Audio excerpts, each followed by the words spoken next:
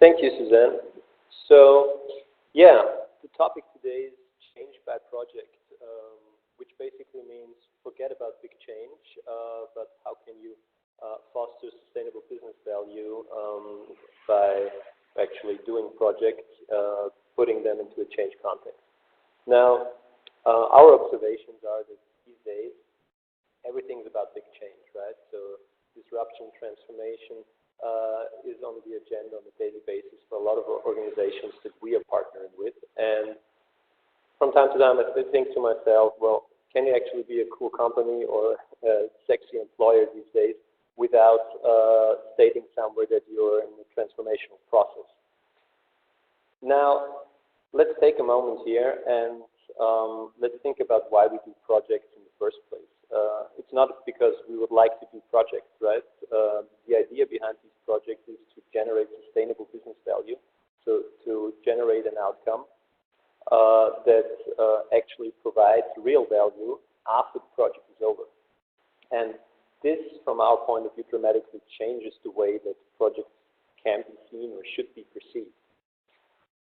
I would like to invite you to ask yourselves, take a moment here, how often do you actually achieve project results that provide sustainable business value to the organization after the project is finished? So let's say 1 year later, what did you actually achieve? What difference did you actually make for the organization?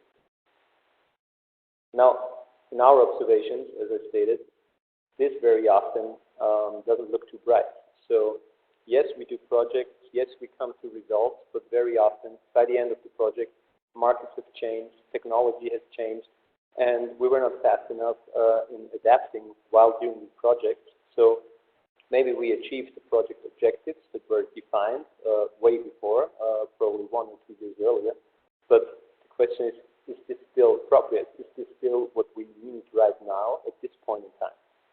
And very often the answer to this question is no. And therefore, we would like to put the project into a change context and therefore help organizations to actually achieve sustainable business value.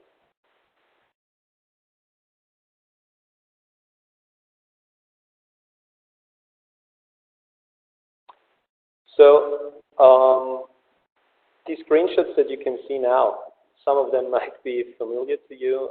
Some of you might have stumbled across bigger transformations, bigger changes before, and very often those changes are not successful. Now, you could approach this from 2 different angles, right? One approach could be that you strengthen change management competences in your organizations in order to increase the quality when you're confronted with a change, a bigger change, right? Another approach is to actually challenge the change itself. So how did we come into the situation? How did we get so far that this big change now is necessary? Well, I would agree that sometimes this is put upon you from external stakeholders, but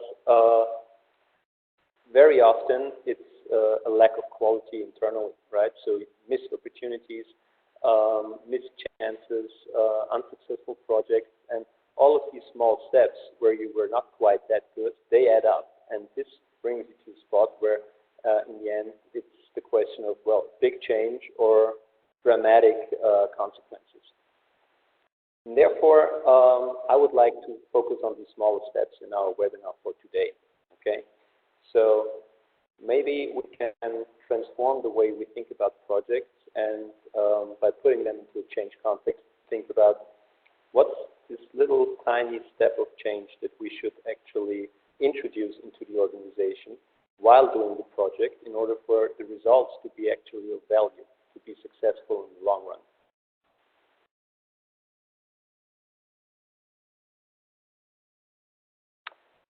So what you will not get here today, what I will not talk about, the 5 lessons of whatever, or the 7 hacks for the perfect change, or the 10 steps to better project management. There's a saying, I'm pretty sure some of you are familiar with this already. For every complex problem, there's an answer that is clear, simple, and wrong. And therefore, what I would like to offer is a differentiated understanding of change. So what is it that we really talk about? when we talk about change. A new way of preceding projects, doing this by applying an integrated and holistic approach.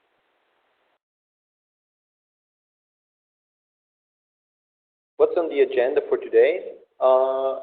This is what I prepared and what I would like to walk you through, and I'm interested in discussing it afterwards as well. So change does not equal transformation. There are different kinds of change. This is what I would like to look at first. And then I would like to look at the relationship between change management versus project management. The next step would be to look at which change aspects actually need to be included in projects in order to achieve sustainable business results. And in the end, I would like to provide a brief outlook of what we see could be adapted or what the future holds for us when applying this way of thinking.